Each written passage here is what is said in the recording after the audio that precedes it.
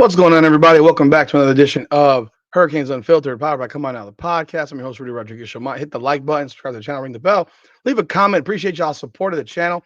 I've already dropped my preview for the game this weekend against Bethune-Cookman, so please do go check it out. This video here, I had a chance to check out a video on the Coach JB with Big Smitty show. If you haven't seen that show or seen that podcast, go over and check it out. I'm going to link this video in the description. But on this video that he and Big Smitty had, they had none other than former Heisman Trophy winner, former Miami Hurricane national champion, Gino Torretta on the show this week. Actually, I think it was today. It was yesterday. And I want to take a look, show you the video, parts of the video, and give you some response to the video, because that is my goal here at Hurricanes Unfiltered. I want to get former Hurricanes on the show, and that is what I'm looking to do. I've talked to a couple, and soon enough, we will be having some interviews and some live videos with former Hurricane greats. And that was what I'm looking at. So please be on the lookout for those videos when they drop. Let's pull up the video right here. And before we continue, if you are new to my channel and have never been to this channel before, first of all, thank you for coming on board, as this is a new venture within my podcast to talk. I did some videos on the Hurricanes last year with Cam Ward, but this year we are credentialed media for the University of Miami. We are at every home football game. I may try to get to a road game. FSU is a game I'd love to go to, but probably not going to happen this year because of logistical things. But I am thinking about looking at the SMU game in Texas in November. So we'll see what happens. Nonetheless, here is the so where I was going with this. I do have other channels, and one of them is called Combat Corner Fight Network. So if you are here and you are a combat sports fan as well, please check out my combat sports. I do combat sports videos on this channel. I do have interviews with many BKFC fighters, so you can check it out here. And then when I cover events, because I am credentialed by BKFC, PFL, and Dirty Boxing. Not credentialed by UFC yet. A little harder to get in that space, but I have been to these fights locally, and I am credentialed to go to their events. So I do check them out. I do cover them, and I drop all the videos there on that channel. So if you're interested, please do subscribe to that channel and leave a comment on those videos. Appreciate y'all. Let's jump on in on this, man. Let's bring up the video with JB and Big Smitty. Let's see right here. Here we go. Let's let it play. National champ, Heisman Trophy winning quarterback Gino Torretta joins the show. The U. Yeah, how you doing? All good. Hopefully I sound all right. Everybody's a fan. Everybody's a Hurricane, baby. Look at that backdrop. The Orange Bowl.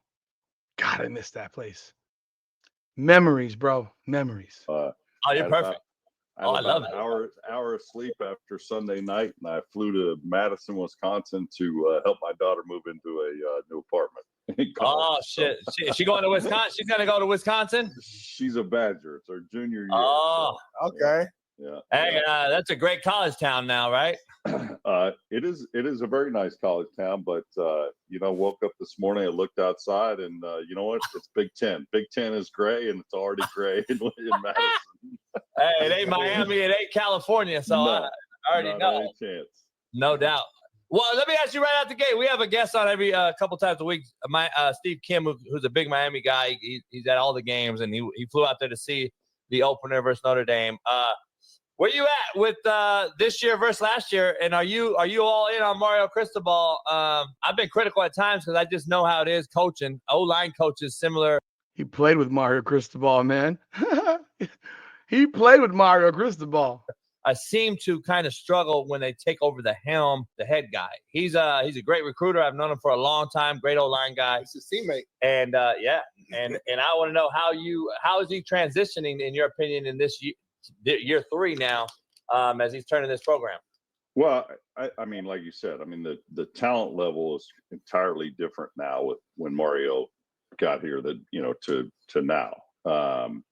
So he's brought in the players. I think obviously a little disappointed last year that, we have a guy like Cam Ward who has probably the greatest statistical season of any quarterback Miami's ever had. And we couldn't get in the conference championship game or the playoffs. But I thought that was a big step against Notre Dame because, like you said, there are people that question Coach Cristobal, the whole, about certain things, and they pulled it out. Look, man, end of the day, questions about Mario Cristobal are rightfully asked. He's the head coach of the University of Miami. First two seasons were not good. Last season started off great and fell to pieces at the end with defensive disasters.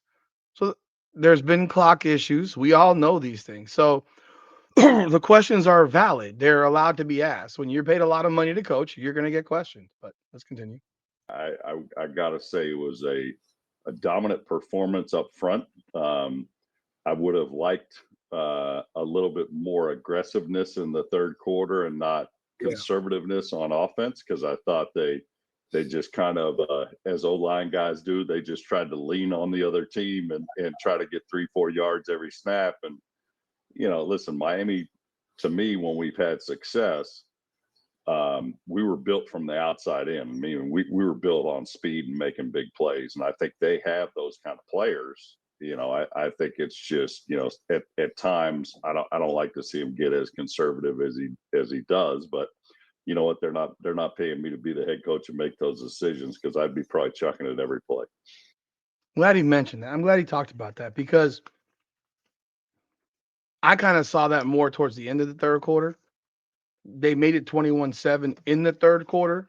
So I don't know how conservative they really were in the third. I thought the conservativeness came in the fourth. Largely, I think that was when I thought they became a lot more conservative, was in the fourth quarter. I just want to confirm it because it was when, Ruben Bain makes that interception. Was that in the third or the fourth? That was in the fourth. See, I thought the conservative nature was in the fourth. They scored. They only had two. They only had two possessions in the third, right? They only two possessions in the third. They had a 7.5 minute drive. They got a 3 and out, and then this doesn't even match up. Something's missing here with let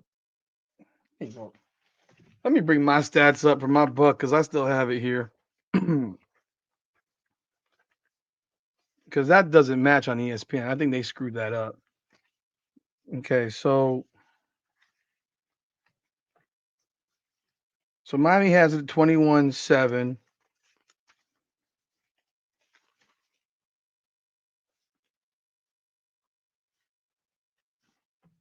What am I missing here? Yeah, looking at this here, they only had two possessions in the third quarter. They got the ball to start the quarter, went 7.5 minutes, forced the 3 and out. I guess he's saying that on the next possession, he wishes they would have done more, but they got the ball, they had a 3 and out right back and punted. They got 6 yards, 3 yards, and had a no gain, and then had to punt.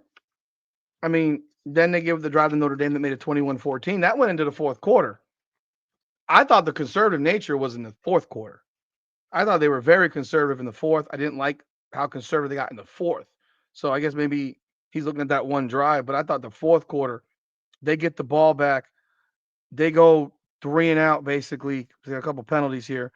And then they get a pick, and then they get 8 yards and have to kick a field goal after Ruben Bain's pick, which I thought you got to punch that ball in the end zone and you put the game away. So yeah, I'm glad he mentioned that because I do think, but I also think there's some other outlying factors to that, and I think he gets into it a little bit in this interview when they continue to play it because I think it is also mentioned Carson Beck hasn't had a whole lot of time with this team, so I do think there's some getting used to each other for Beck with the receivers. The receivers are younger. I mean, look, the best receiver on the field for the Miami Hurricanes was Malachi Toney. He's 17 years old. 17 years old. We got to consider that. So, and I don't know that they expected that. Maybe they did, and we didn't know. But 17-year-old kid, and you got CJ Daniels performs, but you don't have the same tight end you had last year. So while they may have weapons, they're largely unproven, and you don't want to find out the wrong way in an opener against Notre Dame. So I'm not completely critical of conservativeness, being more conservative in the situation, because they were dominating the game. And I think what ended up happening is they gave a couple of plays in the fourth that, little breakdowns that created the tie game. But let's continue. And speaking of chugging in every play, Carson Beck, first game as a Hurricane. What were just your thoughts of how he performed, how he looked out there? Obviously filling some big shoes, as you mentioned. Cam Ward had, probably, like you said, the best statistical season at the QB position. So those are large shoes to fill. How do you think he looked out there? I think he played well. I mean, let's go back to, he'd never had one snap in spring ball. I mean, he hasn't practiced with these guys, but the last probably month and a half, when he was able to start throwing. I think Malachi Toney showed that he's going to be an absolute beast for the next 3 years. I mean, just unbelievable speed, quickness. Reminded me a lot of like Kevin Williams, who I had the chance to play with, size-wise, not real tall, but unbelievably quick. Fast. May have gotten him in trouble at the end, towards the end of the game, because I thought he was just kind of staring. Whereas Malachi, try to force it to him at times. But the offensive line, holy cow, he had more time in one game throwing than I had in the full season. So he had plenty of time, and then the one grab right before half for the touchdown. I just that catch was, first off, the broadcast booth is in the corner of the end zone, the opposite corner of where that catch was made. So when Beck threw the ball, he's getting smoked right in the chest. And I'm sitting there looking, I'm like, dude, you can't throw the ball up for grabs down the middle of the field. And I see Notre Dame safety take a beeline to the ball, and I'm like, oh man, this is pick. This is pick. It could be returned for a touchdown. Yeah. But he didn't play the ball. Watch the highlights. Yeah. He doesn't play the ball. He literally thinks it's going to fall in his lap, and he's going to run the other way for a touchdown. And I'm like, a coaching point for every secondary coach to say, you have to get the ball to the highest point. You have to go to the ball. You have to play the ball, because at worst, that's an easy PBU. And the kid just kind of thought it was going to fall in his lap and he was going to take off. But man, when the other side, because I saw it from the whole screen from the other side, I was like, oh man. And then I don't know how he still caught that ball. It was amazing. I like that he mentioned that, because he mentioned the press box. So my seats where I sit are, one, I have season tickets. My seats are right below the press box. So I have Cornerstone Club suite tickets indoors. I can't be outside. I'm too soft now. But I got the indoor seats at the corners for the Hurricanes club fans. Their club seat level. They're those large suites for everybody who have tickets in there, and anyone who has club seats, they can go in there. But my seats are directly beneath the press box.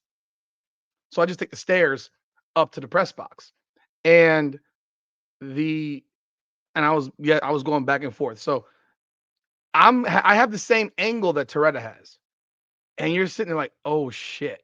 Now, I didn't see the DB like he did, but now when I see it on replay, because I've seen this on replay, but now I'm noticing it more, that DB was sitting there waiting for that ball. Number 8 is waiting for that ball. And he hit it on the head right there, waiting for that ball. If CJ Daniels does not, forget about catch it, if he doesn't get his hand on it, number 8 might be running back for a touchdown. The only person who might be able to stop him is right down here, number 7. It's 7. That's the one player who might have a chance to stop that dude from running back for a touchdown. That's that's not CJ Daniels. This is wrong, because they have number 7 listed as CJ Daniels, and that's not. Wait, is that CJ Daniels? Wait, I was watching it too. That is CJ Daniels. Outside. That is my bad. Then there's no one there. My bad. Then there's nobody there to stop him, because he runs that direction. There's nobody there. Look, you can see it. If that's Daniels, I didn't realize he was number 7. There's no one on this side of the field. These are all linemen. 1, 2, 3, 4, 5. I don't know if this is a tight end, maybe. They ain't catching that DB running the other direction. He's going to score a touchdown. That would have been a pick six, 100 yards the other way. Do you know what that would have done to that game if they pick six that shit and we're going into the half down 14-7?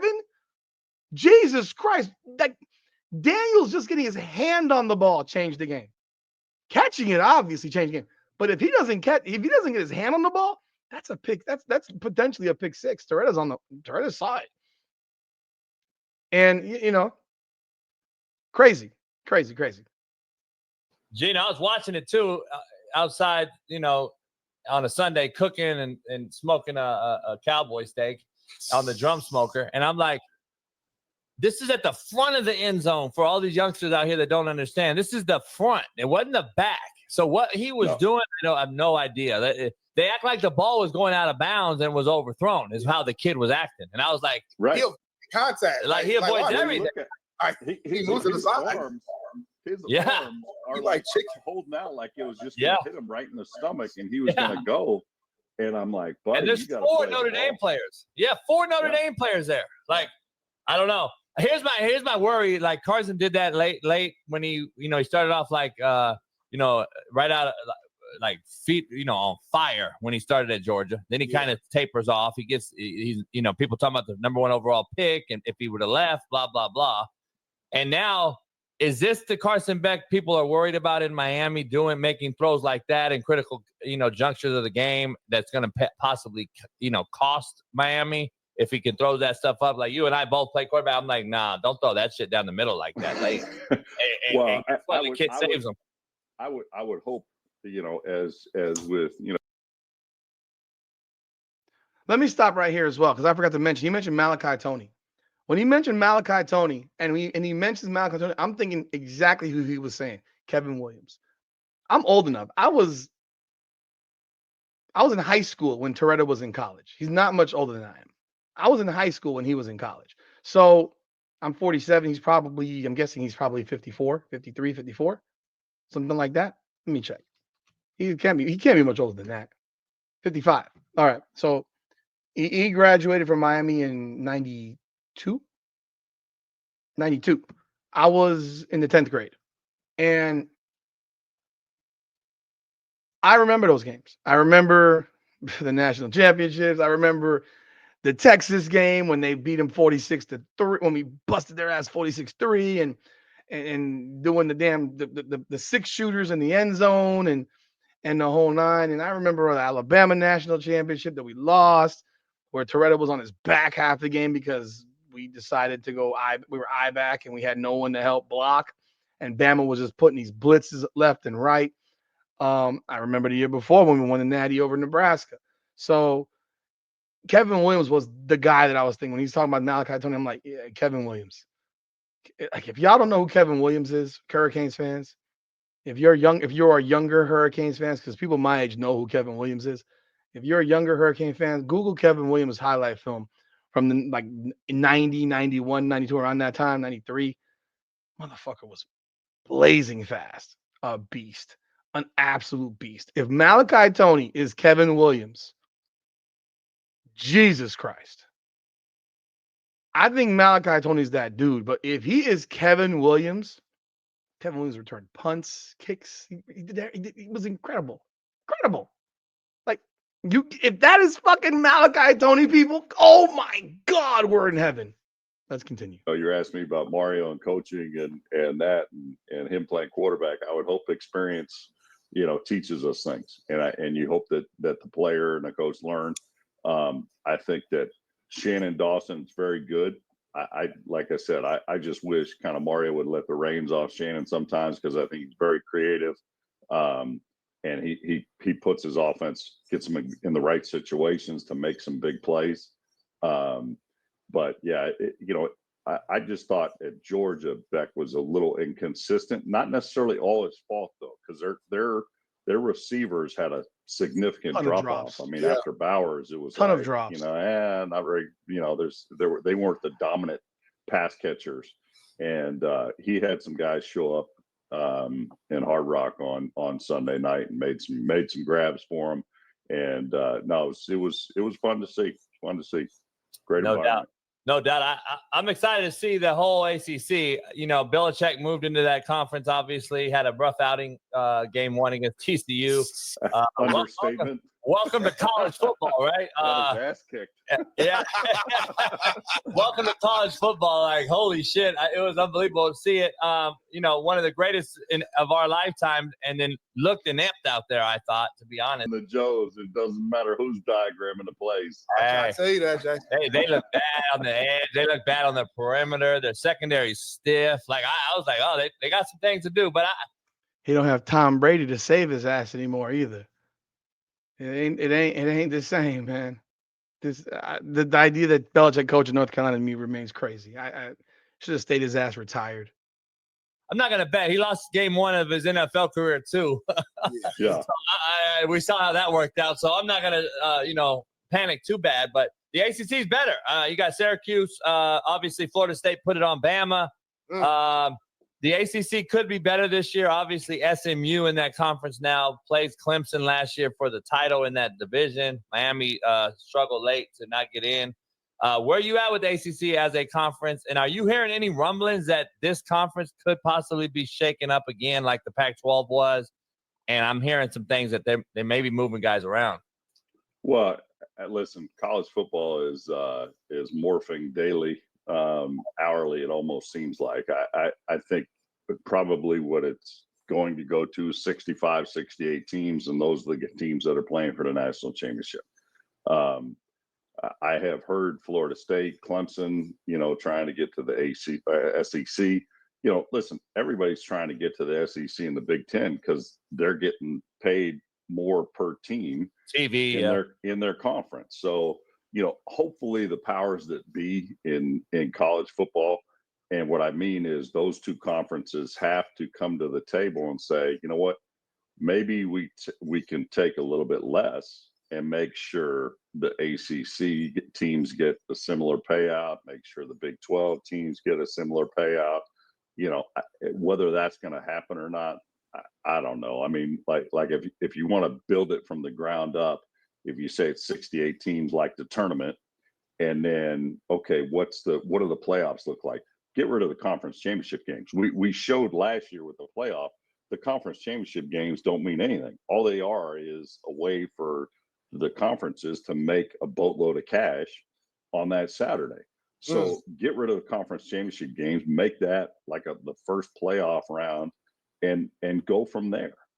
But you're not gonna have the Big Ten give that up. You're not gonna have the SEC give that up. So that's where, okay, how do we figure this whole out? It's just like there's so much money involved here. I think we could figure it out if they really wanted to. But yeah, there's grumblings. I mean, Florida State's been trying to get to the ACC. Hell, they hired an investment banker. I think that was it last year or this year to try to say how much can we sell our football program to you two, or how much can you raise money off of it? Which I don't know. To me, that's just a joke. And I don't mind kids making money. Hey, more power to them. I wish I could have made some greenbacks when I was in college, but it wasn't how it is. So I don't begrudge these kids making money. I wish they would have some stick-to-itiveness, if you will. Yeah. And when you're not named a starter, you stay your ass there. Quit. And you work harder. Maybe you become a starter, but that ain't happening today.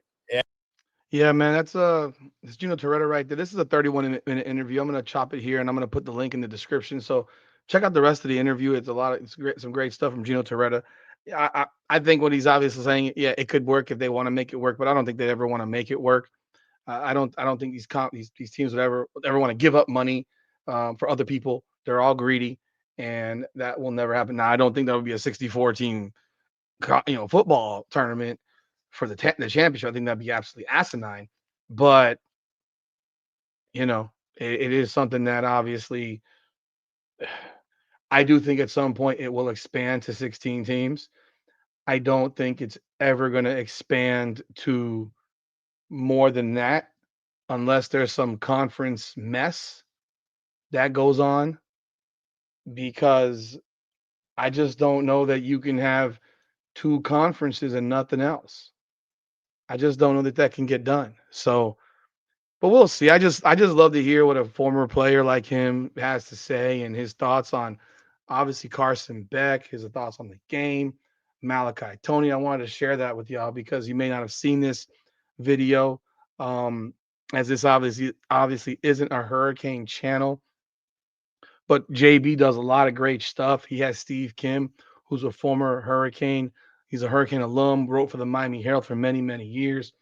Obviously, a huge Hurricanes fan, and he's on every single week. So if you haven't checked out the Coach JB and Big Smitty show, do check it out.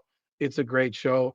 JB gets very, very excited. If I get excited, he's next level beyond me. He goes all in, man. So yeah, that's what I got for this show for you today. I appreciate y'all jumping on board. Hit the like button, subscribe to the channel, ring the bell, leave a comment. Let me know what you thought about this.